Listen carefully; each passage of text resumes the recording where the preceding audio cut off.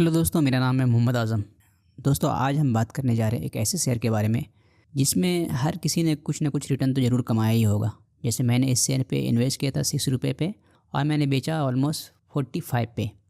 दोस्तों, मैं बात कर रहा हूँ सुजुलॉन एनर्जी के बारे में। क्या अब इस शेयर में वो पोटेंशियल ख़त्म हो चुका है या फिर कोई और कारण है जिसकी वजह से ये शेयर इतना ज़्यादा करेक्ट हो चुका है? अगर आपका पैसा इसमें फंस चुका है या वाकई में आप जानना चाहते हैं कि आप सेफ़ हैं, ये निकल जाना चाहिए आपको, या फर्दर आपको एवरेज करना चाहिए, तो प्लीज़ इस वीडियो को ज़रूर देखिएगा।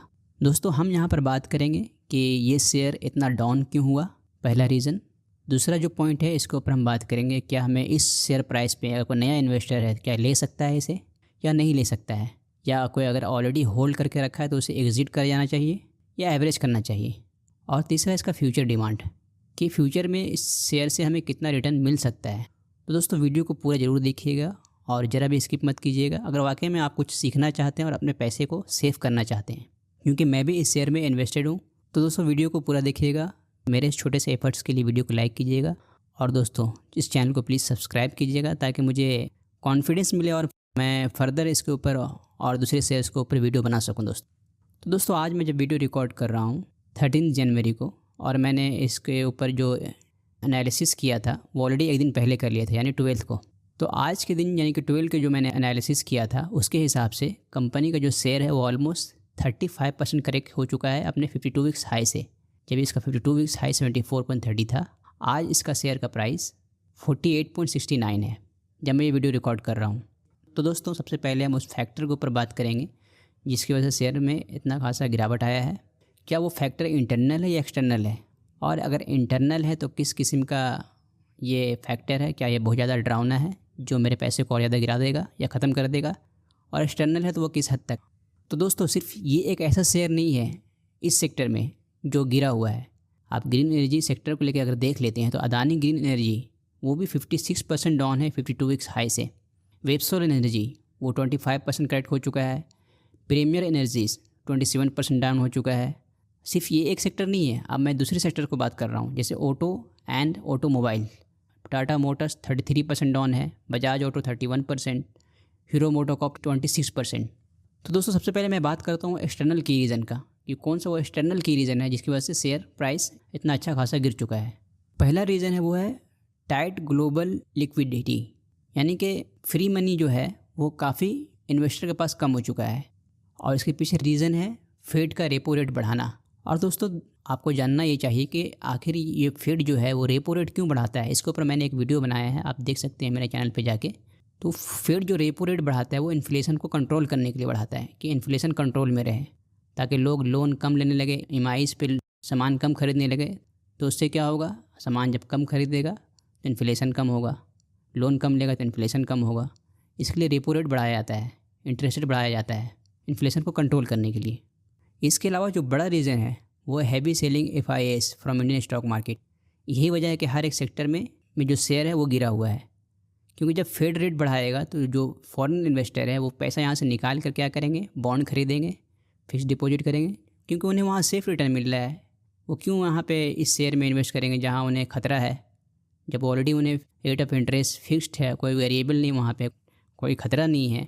इसकी वजह से क्या हुआ, सिर्फ 27 दिसंबर तक जो इक्विटी सेल की है फॉरेन इन्वेस्टर ने वो 2.32 लाख करोड़ का है, जो एक्सचेंज ने बताया है। और ये इंडिया का बिगेस्ट फॉरेन एग्जिट है इंडियन स्टॉक मार्केट। ये मैं इकोनॉमिक्स टाइम से मैं पढ़ के बता रहा हूँ। तो ये जो है मेन कारण है करेक्शन का एक्सटर्नल फैक्टर्स में। तो अगर इंटरनल फैक्टर की बात करें तो सबसे पहला रीज़न है वो मैनेजमेंट चेंजेस। जैसा कि आपको पता है कि कंपनी सुजुलॉन में CFO जो हिमांशु मोदी है वो अगस्त 25 में रिज़ाइन कर दिया, और वो एक की फिगर्स थे इस कंपनी का, क्योंकि उन्होंने ही इस कंपनी को डेट फ्री किया था। डेट रिस्ट्रक्चरिंग का जो मैटर था वो इन्होंने ही फिक्स किया था। इनके लीडरशिप के अंदर ये कंपनी डेट फ्री हुई थी। दूसरा रीज़न है जो इंटरनल फैक्टर है वो high valuation and profit taking. जैसा कि आप जानते हैं कि कंपनी ने अच्छा खासा रैली दिया और मार्च 2023 से लेकर सितंबर 2024 तक 900% का रिटर्न दिया।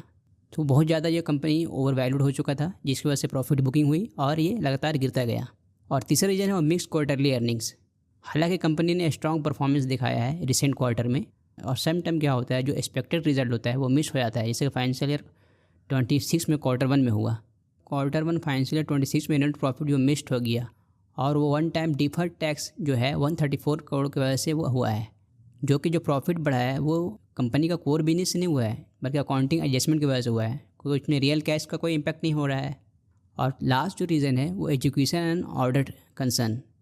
एनालिस्ट और जो इन्वेस्टर है वो इसके ऊपर कंसर्न है कि वो जो इनका जो ऑर्डर है वो सही से वो इंस्टॉल हो पाएंगे, उनके प्रोजेक्ट वो सही से इंस्टॉल हो पाएंगे और एजुकेशन हो पाएंगे कि नहीं हो पाएंगे। और इसके अलावा कुछ ऑर्डर इसके कैंसिल हुए, जैसे कि 99 मेगावाट का जो ऑर्डर है वाइब्रेंट एनर्जी के साथ मार्च 25 में वो फुल था और उसे वो कैंसिल कर दिया गया। अब दोस्तों हम जैसे कि मैंने बात किया था कि मैं दूसरे पॉइंट के ऊपर बात करूँगा, यानी सपोर्ट लेवल एंड वैल्यूएशन। क्या अगर अभी इस शेयर में हमें इन्वेस्ट करना है तो क्या इसका वैल्यूएशन है इस शेयर का, और सपोर्ट लेवल क्या होगा, क्या इससे फर्दर नीचे जा सकता है। तो स्विट्जरलैंड का जो बिगेस्ट सपोर्ट लेवल था वो 50 से 52 था, जो कि ऑलरेडी तोड़ चुका है। अभी ये शेयर का प्राइस ऑलमोस्ट 48 पॉइंट होगा, 48 पॉइंट समथिंग या 49 होगा, तो ये तोड़ चुका है। तो यही एक समझो कि बहुत बड़ा एक बेस लेवल है, सपोर्ट लेवल है। यहाँ से अगर नीचे जाता है तो फिर वो तो समझ लीजिए 36 इसका बेस प्राइस रहेगा, वो सपोर्ट लेवल रहेगा। तो अगर आप DCF मेथड के हिसाब से बात करें तो कंपनी का शेयर प्राइस जो होना चाहिए था वो 31.14 होना चाहिए था, लेकिन कंपनी का जो शेयर प्राइस वो कितना है 48.69। अगर इसके प्राइस टू अर्निंग रेशियो के हिसाब से बात करें तो इसके ये प्राइस टू अर्निंग रेशियो के हिसाब से ये अपने पेयर से काफ़ी सस्ता है, कि पेयर्स जो average price to earning ratio है 101.8x है, जबकि इसका कितना है 21.x, यानी कि उस हिसाब से ये कंपनी काफ़ी सस्ता है। तो प्राइस टू अर्निंग रेशियो के हिसाब से इसका जो कितना है 21x, इंडस्ट्री एवरेज के हिसाब से भी ये कंपनी क्या है, सस्ता है। अब वैल्यूएशन की बात करें तो 12 मंथ फ्यूचर फोरकास्ट के हिसाब से एनालिस्ट फोरकास्ट कर रहे हैं कि target price is more than 20% higher than the current share price, and analyst are within a statistically confident range of agreement. यानी बहुत सारे जो एनालिस्ट है स्टैटिस्टिकली एग्री है इस बात पे कि शेयर का प्राइस जो है वो 71 तक जाएगा, यानी 71 का टारगेट बना के रखे हैं। और उसके पीछे रीज़न क्या है, स्विट्जरलैंड ग्रुप और यांत्रा का जो एक्सटेंडेड पार्टनरशिप था वो 2 नए वाइन कॉन्ट्रैक्ट में बदला है 153 मेगावाट्स का, जो कि राजस्थान में होगा बारामर में, और वहाँ जो स्विट्जरलैंड जो है क्या करेगा 102 S144 वाइन टर्बाइन जनरेटर्स वो सप्लाई करेगा और इंस्टॉल करेगा। और जबकि इसका मार्केट शेयर सिर्फ स्विट्जरलैंड का 2.3 गीगावाट्स की इंस्टॉल कैपेसिटी है, 44% मार्केट शेयर है राजस्थान में, जिसकी वजह से एनालिस्ट को कॉन्फिडेंस है कि शेयर का प्राइस ऊपर जाएगा, क्योंकि इसके पास अभी भी बहुत सारा बिजनेस है और कैपेसिटी है। तो दोस्तों अगर हम शेयर का फ्यूचर के बारे में बात करें तो जैसे कि आप जानते हैं कि इंडिया टोटल रिन्यूएबल एनर्जी का जो कैपेसिटी है 2030 तक वो 500 गीगावाट्स टारगेट था, जो कि उसमें अब भी 240 gigawatts renewable energy capacity is still pending, यानी कि 240 गीगावाट्स का जो एनर्जी कैपेसिटी है जिसको इंस्टॉल करना है वो अब भी बाकी है। उसके अलावा तो जिसमें सोलर एनर्जी का जो कैपेसिटी कितना है 140 से 150 गीगावाट्स। तो वाइंड एनर्जी जो इसमें कंट्रीब्यूट करेगा वो 70 से 80 गीगावाट्स का कैपेसिटी को वो कंट्रीब्यूट करेगा, यानी कि 30 से 35%।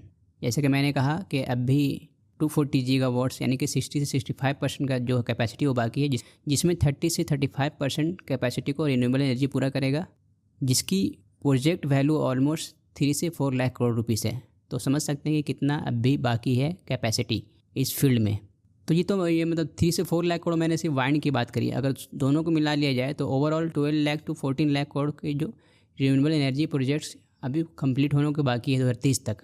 सो ये स्विट्जरलैंड के लिए बहुत बड़ा अपॉर्चुनिटी है कि सिर्फ वाइंड एनर्जी में जो है वो 3 लाख से 4 लाख करोड़ का कैपेसिटी अब भी बाकी है। तो समझ सकते हैं कि वाइंड एनर्जी में जो ये स्विट्जरलैंड है कितना बड़ा प्लेयर है।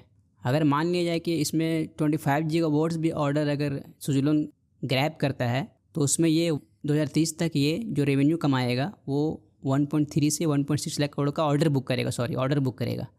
तो इससे आप अंदाज़ा लगा सकते हैं कि कंपनी के अंदर अब भी बहुत सारा पेनिट्रेशन बाकी है, बहुत सारा ऐसा प्रोजेक्ट बाकी है। अब भी इंडिया का जो टारगेट था 2030 तक रिन्यूएबल एनर्जी को लेकर वो पूरा नहीं हुआ, तो इससे शेयर में अब भी बहुत कुछ होने को बाकी है, अभी इसका ओवर नहीं हुआ है। और प्लस अभी जो शेयर प्राइस है वो एकदम अच्छा खासा करेक्ट हो चुका था कि एंट्री लेने का एक सही पॉइंट है। हालांकि जैसे मैंने बताया था कि जिसका 50 जो है इन 50 सपोर्ट लेवल है जो कि तोड़ दिया, लेकिन फिर भी यहाँ से हम एंट्री ले सकते हैं। दोस्तों एक अच्छा खासा हमें रिटर्न देखने को मिल सकता है। अगर 48 से 71 भी जाता है तो हर शेयर के ऊपर 30 रुपीज़ हमें बेनिफिट मिलेगा दोस्तों। तो दोस्तों आप क्या कहते हैं इस शेयर को लेकर, प्लीज़ वीडियो में कमेंट कीजिएगा और आपकी क्या राय है। थैंक यू दोस्तों, मिलते हैं अपने अगले वीडियो में।